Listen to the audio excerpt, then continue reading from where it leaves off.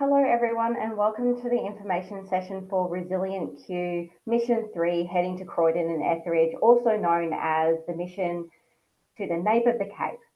So I'm calling you and speaking to you from Turrbal and Yagara country at the moment. However, for this particular mission, we're going to be heading, and please forgive my pronunciation, to Tagalaka and Norman country. So I'd like to just take a moment before we get into the presentation more in depth to just acknowledge the various lands upon which we meet and gather and pay my respects to elders past, present and emerging. So hi everyone, my name is Heather James and I work for the Office of the Queensland Chief Entrepreneur, and I'm the project manager for this project in collaboration with Ben Southall from Best Life Adventures and also Jackie and Ken from Croydon and Etheridge Shire Councils. We are delivering this ResilientQ mission, which you might have heard about before and you might not have heard about. Just to give you a little bit of a brief overview as to what these missions are all about, is they are an opportunity for you to work on your own personal resilience and also then to have a lasting impact on the resilience of a local community in regional Queensland. So that's a very simple and high level view of it. I won't take up too much time now. We'll go into a little bit more in detail a little bit later on in this session. So to begin with, I'd like to just introduce my colleague and partner in crime, Ben Southall, to talk a little bit about him, his company, and why these missions are important from his perspective. Thanks, Heather, and hello to everybody that's here watching this information session. This is actually our third mission under the guise of ResilientQ in conjunction with the Office of the Chief Entrepreneur. I am the founder of a company called Best Life Adventures. We're based down in Yugambeh country in Currumbin Valley on the southern end of the Gold Coast here in Queensland. We've worked for about 5 years now with Advanced Queensland, delivering programs for entrepreneurs and people involved in the startup ecosystem to take people away from those normal networking events which revolve around a beer, a bowl of soft chips on a Friday night, and to take them away from a whiteboard and a boardroom to go and build their communications and their connections within the ecosystem, and to at the same time undertake a number of sort of physical, mental and cultural adventures to disconnect themselves from their normal worlds and to go and embrace and engage in new relationships in different parts of not only Queensland, but also we've taken them outside of the state in the past. This and the new iteration of what was the Venture program is now called ResilientQ, and this is the third of these that we delivered. We have taken a group of people up to the Torres Strait Islands, up to Masig Island and up to Thursday Island, TI. Earlier in 2024, we took a group to Bundaberg region and took a group of people from the top of Mount Walsh all the way down to underwater on the Great Barrier Reef. So we take people on these journeys to A, get them away from their own environments, B, get them into a cohort of new people within that startup system, and C, to meet people on the ground in those regions and in those shires. And that's really been the big takeout of these programs over the last 12 months, is that the interaction with people on the ground to understand and try and take on the understanding of an issue that is happening within that shire, within that region, to bring the collective IP of those wonderful people that we take on the journey into that region to try and look at something that we can help with, that we can brainstorm, that we can look at as a group and as a community, and then hopefully leave a long-lasting travesty of good ideas, good concepts and good thought processes that can lead to future projects and future initiatives taking shape and hopefully taking some foundations there. It's happened in the past when we've gone to the Torres Strait. We've done some amazing stuff with the community up there to talk about sustainability, to talk about marine debris, and to talk about problems they're having with climate change up there on these very low-lying coral Cay Islands on the Barrier Reef. We also helped look at youth engagement and disengagement up in the Bundaberg region back in March of this year.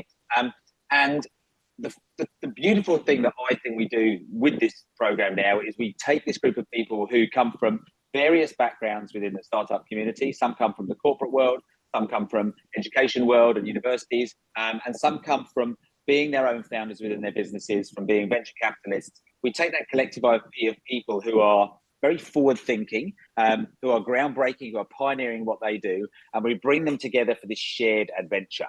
The adventure takes different guises. We had to do a very, almost a cultural adventure in the Torres Strait because there wasn't so much capacity to physically undertake big adventures like kayaking or trail running. And in Bundaberg, we had more of a chance to get out there into the great outdoors and embrace the great outdoors with climbing of a mountain, of kayaking for 2 days along the Burnett River.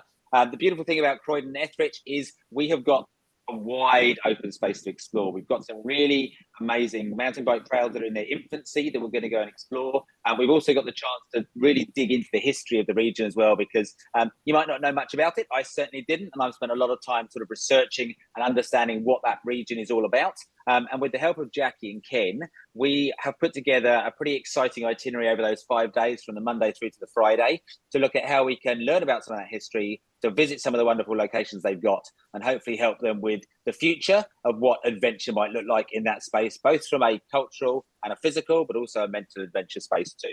So that's really what we do with it. Heather has been a foundation stone in making this happen.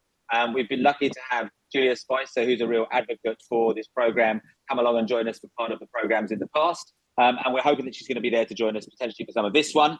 Heather herself has been the foundation for really getting this program from an adventure company's perspective into the government, I suppose, the itinerary for the last 12 months. And as we look to go throughout the rest of 2024, we're looking to bring more of these online. So this is the one, if you're watching this program, I want you to focus on. It's all about Croydon. It's all about Etheridge. And now I'm going to hand over to Jackie, who is the lady on the ground who knows all about the bike side of things and the trail side of things. And it's going to give us a bit of an insight and history into the region and what it offers.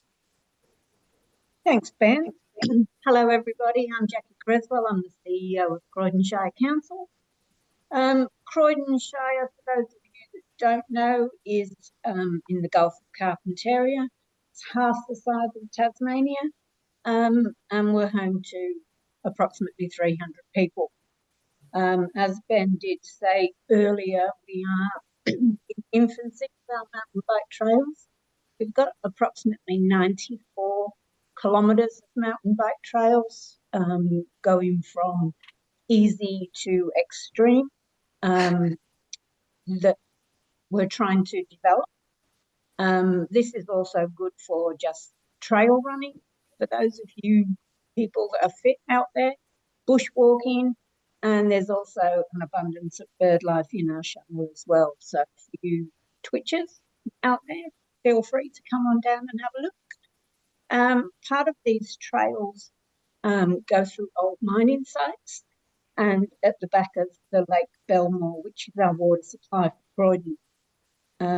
Also at Lake Belmore, you can do water sports on the lake, jet skiing, water skiing, kayaking, swimming with our friendly crocodile. He doesn't much, but feel free to swim, all the locals do. We're also most renowned for our heritage listed sites. We've got a number of heritage buildings in town, which includes the courthouse, the town hall, the jail cell, and they're all in situ from the early 1800s. It's something that Croydon are really proud of, our heritage precinct. We have a heritage festival once a year. Like I said, great place to live, great place to visit, great climate. Come on down. Thanks. Thank you. Thanks, Jackie. That's a really nice segue then into, I'd like to introduce Ken Timms, who's the Chief Executive Officer for Etheridge Shire Council. Ken, would you like to tell us a little bit about Etheridge? Thank you, Heather. Good to be on. You already done the introductions for myself. That's fine. That's cool. Ultimately, Etheridge Shire, it's where the floodplains meet the Great Dividing Range. So go from the diverse country of being dead flat to rugged mountain ranges, where most of our adventure tourism would lie. But ultimately, if you go back to our shire, founded on gold mining years and years ago, just to give you a snapshot, there was 21 cemeteries in the shire, all the different states of repair from little communities that existed back from people trying to make a living out of gold. But ultimately, we do have a tourist product here, but the challenge for us is to try to make it more achievable for somebody to come in and link where we meet the Cairns area to where we go to meet the Croydon area in the Gulf. We're halfway between, trying to drag the tourists out from the nice scenic reef area to somewhere more adventurous. When we talk about adventurous, say we have Undara lava tubes, Tularoo hot springs, and also Cobalt Gorge, which all offer different avenues, plus our natural landscape where people would enjoy, similar to Croydon. We have Charleston Dam, which is a big water reservoir close to one of our smallest towns of Forsyth, which used to be a railhead where the Savannah Lander goes out and brings tourists. Then they can go on to Cobalt Gorge. But you can't overstep Tularoo, which is an interesting place. Tularoo Hot Springs. It's run by the First Nations people, the Yeoman group, which is successful with doing hot spas and stuff like that, and trying to promote, advertise, get people to see these unique history or geographical areas within our shire. I think what's put forward by Ben and the team is going to be excellent. You'll get a taste of being able to see a little bit of the First Nation area and see the stars at night, but ultimately have a bit of adventure on the way and finalise with a nice surprise for everybody to recruit, I suppose, challenge themselves to look forward to how they can make this all work for everybody in the region. I mean, ultimately, we've gone down to a process of being a sustainable destination, which we're going through EarthCheck. We want to be sustainable in all avenues that we go, not only council, but also in tourism product that we've got out here. I think people just got to come out and experience it, and they'll go away gobsmacked, no matter whether they're Croydon or Etheridge. Thank you. Thanks, Ken. Thanks, Ken. All right, so to talk a little bit about the mission, we mentioned it earlier, Ben's gone through a few things, but essentially this is about you taking a step out of your ordinary life and really testing and pushing your limits, getting out of your comfort zones. And so you're going to find new resilience you never knew you had. We're going to work on leadership skills, team building skills. We're going to increase your innovation and learn adaptability, flexibility, and just get out there and experience new things and new cultures. So we've called this the mission at the nape of the Cape, because that is essentially, Croydon and Etheridge, that's where they are. They're at that base of the Cape area in far north Queensland. And it's a fantastic opportunity to go somewhere in Queensland, which you may never have considered about going before, working it, like I said, on yourself, and then also helping that local community. So we have done this in partnership with Croydon Shire Council and Etheridge Shire Council, who have been instrumental in helping us with our planning and bringing it all together. So the nuts and bolts of what this really is all about, it's going to be 5 days. It's going to be a group of about 12 to 16 innovators, depending on charter flight sizes.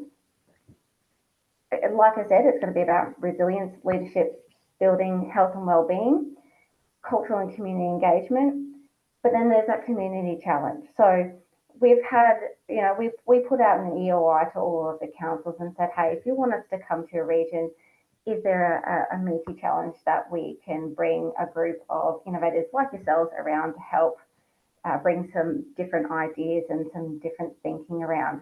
So we had a bit of a chat with Jackie and Ken, and the things that were really raised were things like access to essential services, starting and growing local businesses and really developing the economy in the regions, and increasing tourism opportunities, like Ken and Jackie kind of mentioned, to bring people a little bit away from the coast and bring them into those sometimes undiscovered gems of Queensland. So Jackie and Ken, would you mind just talking a little bit more about those challenges for your communities and what you really be, what you mean and what you're looking for?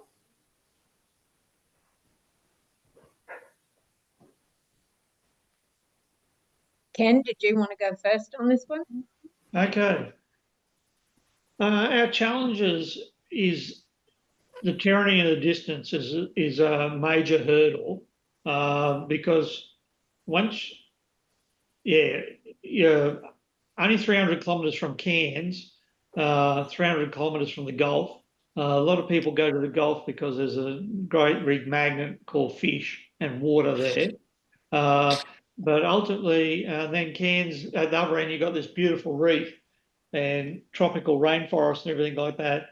But we offer something that's in between, and we're just our biggest challenge is that we're a little bit off the beaten track. I know you think of a road from the Gulf to Cairns as fairly busy or trafficable, but ultimately a lot of people just travel straight through. We do get grey nomads and stuff like that come through. Mainly it's more of a relaxed drive for them, so to speak. So yes, they can become twitters and stuff like that, looking at the natural bird life and things like this, and you hold people like that. But ultimately, I think we've got the product there it's just about getting the people to stop and take up the challenge. Sometimes for us, the distance between sites, like once you hit our boundary coming from Mount Garnet that way from Cairns, the first 50 k's you're at Undara lava tubes. Another 50 k's you're at Mount Surprise, where you can go to the gem fields, and then a little bit further on you can go to Tullamarine Hot Springs. So there's a journey, and you can circulate it around, and it's good to see that particular entrepreneurs are coming by air, because I believe that's one of the challenges, because it might be 300 kilometres from Cairns, but it takes you 5 hours to drive it. So, and that puts people off, I think, a little bit, especially international tourism. A lot of international tourists will go to Undara lava tubes, but just going that little bit further, it might only be 140 k's to Georgetown and another 150 to Croydon. It's just dragging them that little bit further. Roads are improving dramatically, but ultimately, I think, like the product before, I didn't talk about the things like the terrestrial centre, where there's the biggest mineral collection in, the Southern Hemisphere. We've got there, but you've got to be a rock lover to love that type of stuff. So trying to get a balance and mix together, marketed the right way, I think it's not, people still like to see everything. I suppose there you go, there's my start. Thanks, Ken. Jackie. Okay, just following on from that. Yeah, Ken's right. You're travelling from Cairns, your end journey, I suppose, is Corumba in the Gulf, so you can go fishing. So you set out and you think, okay, well, I can make it here on the first day and have an overnight stay. So, we're 150, 160 k's away from Normanton. So you're looking at, say, just over 2 hours to get to Corumba. So people tend to come to Croydon and think, oh, well, I'm nearly there, I must keep going. Yeah. When you drive in, we're like this little green oasis on the Savannah Way. You've got all your brown outback country, and then you come into Croydon, which is just this green gem, if you like, on the Savannah Way. People always say they stop at the Information Centre, and they say, we didn't know this was here. Wow, we didn't know about this. So, you know, it's getting it out there that we are here and we do have a lot to offer people. And we don't just want you to come and stay one night, because you can't appreciate all the gems we've got here. You know, stay 3 or 4 days, you know, really experience the outback community and the hospitality that everybody gives you, you know. So it's just getting it out there that, you know, don't drive 7 hours in one day, maybe just drive 2, you know, stop at Georgetown overnight, have a couple of, you know, days there investigating, and then come to Croydon and investigate a bit more and do your research into where you're going. And then get to Corumba. The fish are not going anywhere. They're still there, you know, so it doesn't matter if you get there in 2 days or 10, you know. So I guess it's just trying to get people to come to the outback. You know, it is rugged, but it's beautiful. The people are friendly. We have running water. We have toilets, you know.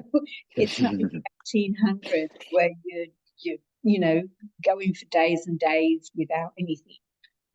So I think it's just getting people to appreciate that there's different beauties besides the reef and the rainforest. So yeah, that's my pitch. I think just a quick one on that. I think it's wonderful. We've got these two. Normally, we will sort of focus on a single shire and a single council.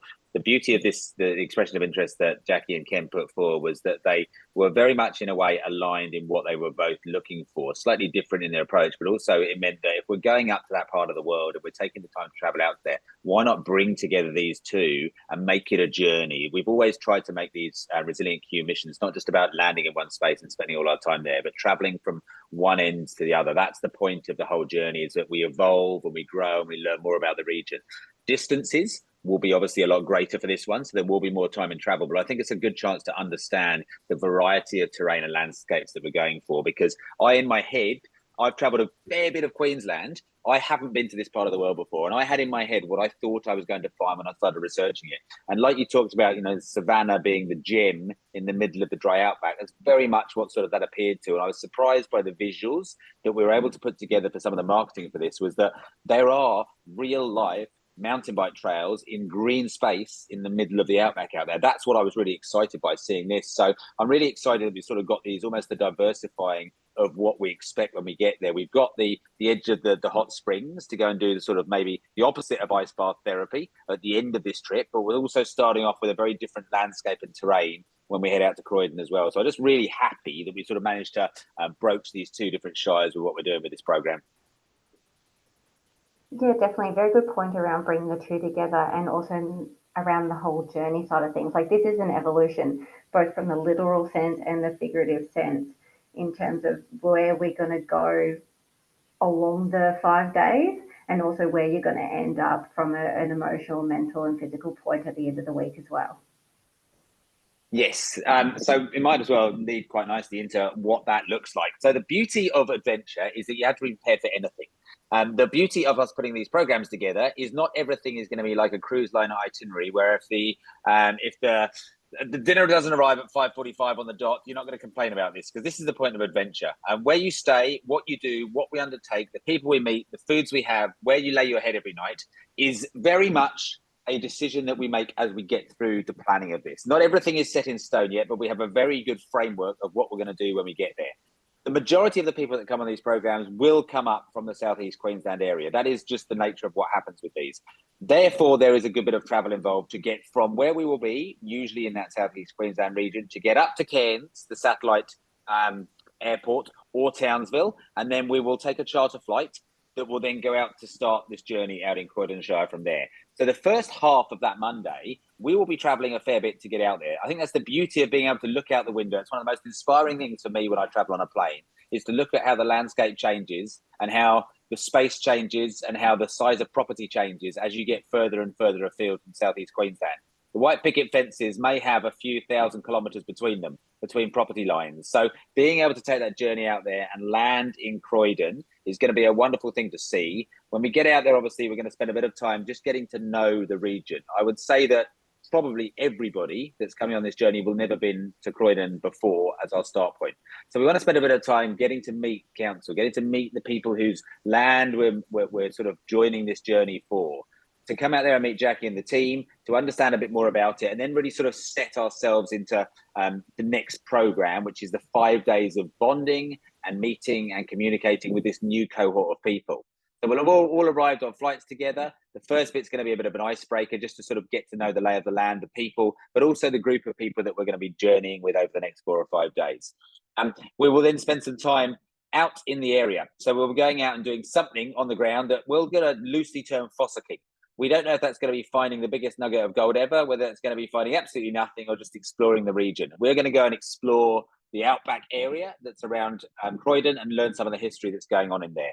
We'll spend the first night there in Croydon. The next day is when we are bringing out, at the moment, it is set in pretty much, I'd say, runny concrete rather than stone, that we're bringing out a gentleman we've used on previous missions who's going to be coming across from Cairns with his mountain bike team. And we're going to be exploring those trails that Jackie talked about.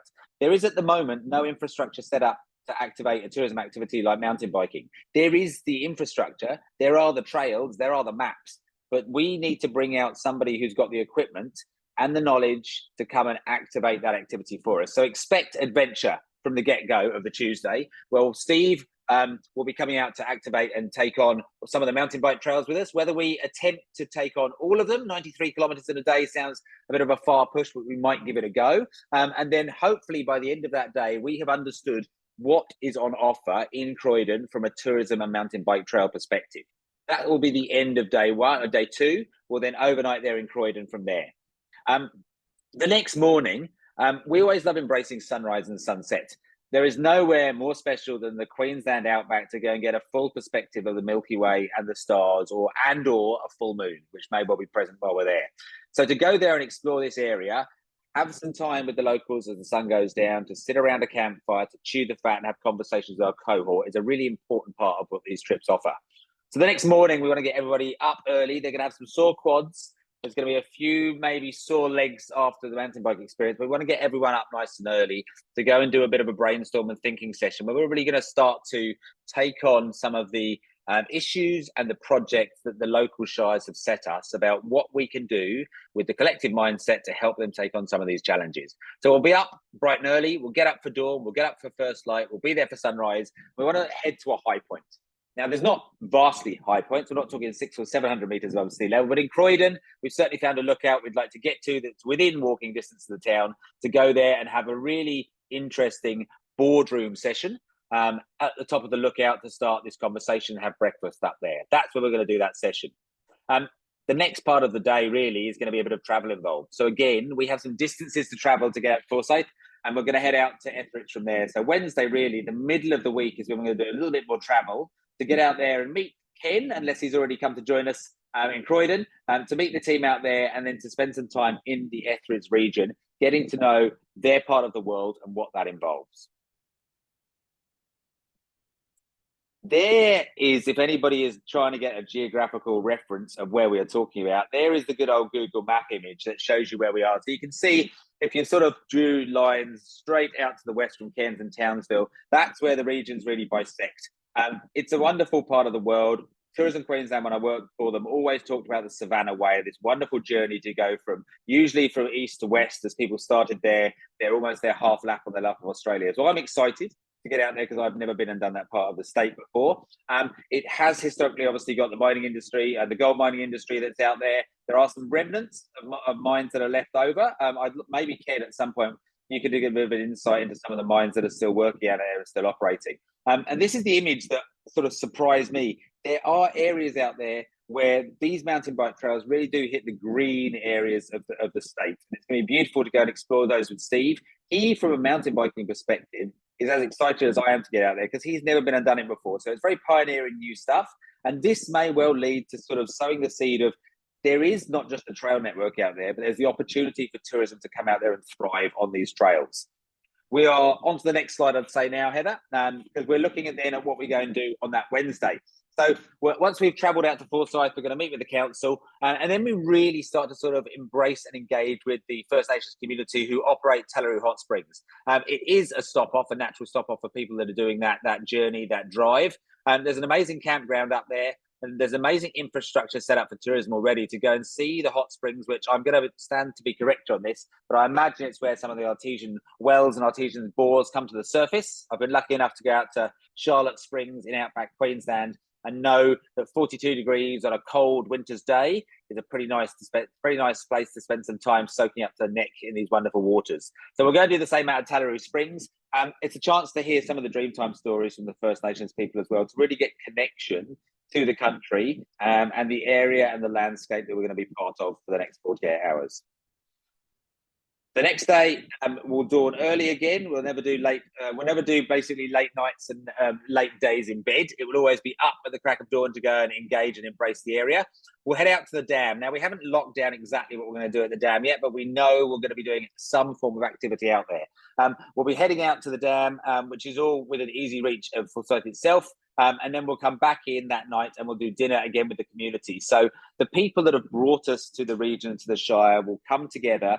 We'll have a nice community dinner. We don't know if that's going to be on a homestead, on a big property, whether it's going to be in the town itself. You don't have to worry about that. I can tell you now it will be epic, because it will also almost always be our finale as well. The Friday, we don't want to unveil too much on this, because this is one of those surprise and delight moments where you go, I never expected this to happen, but we're going to do something that's really, really epic on that Friday as a bit of a thank you to everybody that's been involved there, as a bit of a thank you to people that have come and joined us as part of the cohort.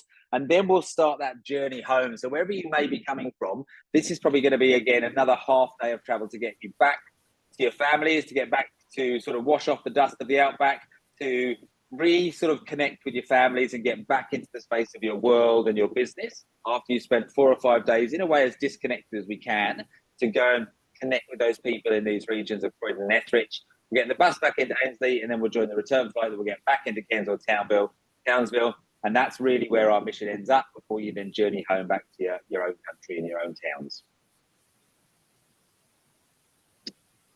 So again, this is really, I suppose, that map of where that region, after we've done Croydon, you can see how wide the Etheridge Shire is really. It's taking up a large part of the top of the Cape there. It's going to be a wonderful place to get to explore. As you said, Ken, I'm excited. I know of Andara. I know of that region to the far east of the Shire. We're not going to be lucky enough to get out to those places because there's just too many kilometres to travel. But really give us an insight into some of the areas, maybe if you could, just that we're going to be visiting during the time there. Oh, definitely. Like Forsyth, it's a great area. It's like the start of what I would call the Ainsley Range, that area. So you go from gentle slopes going over near Croydon. By the time you turn from Georgetown, head towards Forsyth, the ranges start to appear before you. So ultimately, you're nearly as high as anywhere on the Great Dividing Range. I think it's about 800 metres at points in our shires.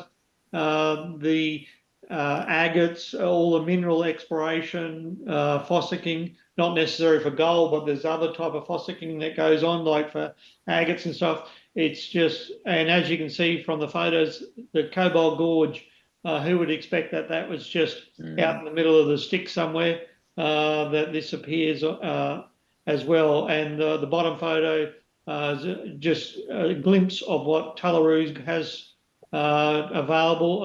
It's more on the plain land country, but it's still fairly high up. The rivers run extremely fast here during the wet season because they're going from such a high area down to the Gulf. Runs really well, but yeah, beautiful country. If you ever get a chance, if not this trip, come back again because some of the roads and tracks around through the Shire are awesome.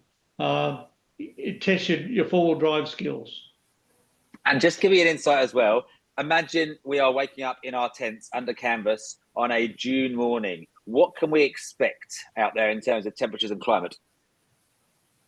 Well, depending where you are in the Shire, like there's normally a 5-degree difference between Mount Surprise and Georgetown, but ultimately around the Ainslie area, which is another little community, you can get down to like 1 degree in the morning, have frost or stuff like that. But other parts, in Georgetown, we put a jumper on when it's like gets down to 12 because we think it's cold. But the mornings are very cool. Not cold, but cool, I'd call it that. But the overnight temperatures from nice warm days where you can have a swim, not too hot. June weather's really excellent. And June's really good because the rivers and the creeks have still got water in them. They're still running. It's very beautiful countryside. Excellent. That's perfect. That's exactly what I needed. So almost expect the unexpected when you get out there. I mean, we all very sort of tough Queenslanders that always get the jackets out when it goes below 10 in southeast Queensland. But to get down and feel that sort of really cool morning air, that mist coming off the springs, and feel some frost out there, it's going to be exciting for any Queenslander to get out there and explore it. So thank you for the insights, everybody. Yes, thank you. And I don't know about you, but I'm pretty excited. This is something that I'm definitely been looking forward to. So hopefully you're as excited as I am by this point and want to come along on this mission with us. And so if you're excited, because there are limited places, depending on that, the capacity of that charter flight, we are just asking for people to submit an expression of interest. And so we're going to have those open at this point until the 9th of May. And when they close, we're going to do a review of those expression of interest and then invite you to come along on the mission and essentially purchase a ticket. So there is a cost involved because while we are running this project and we're doing all the design and delivery, there is a lot of cost in relation to the actual like charter flights and things like that. So we do just have a cost there to cover those kinds of things. And because again, limited places, it's first in best dress. So if we get a lot of interest from this, the people who apply early will be more likely to get in than others. So on that note, get in early. And the things we're looking forward to is just fit with the objectives of the mission. So maybe tourism is something that you're really passionate about. Maybe the bush and the outback, again, is something you're really passionate about. So we'd love you to come along and bring that passion with you. It's around giving back to the ecosystem, which I know a lot of innovators love to do. So that is something we're definitely looking for in this group of innovators to come with us. And the other thing is because this is a Queensland government run program, we are looking for people who are based in Queensland, have a base of operations in Queensland, or maybe you're in the process of moving your business to Queensland.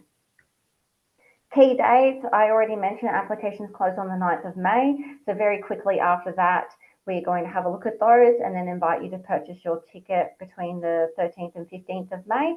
And we just appreciate if you can get onto that one relatively quickly because we've got to pay a lot of those costs up front.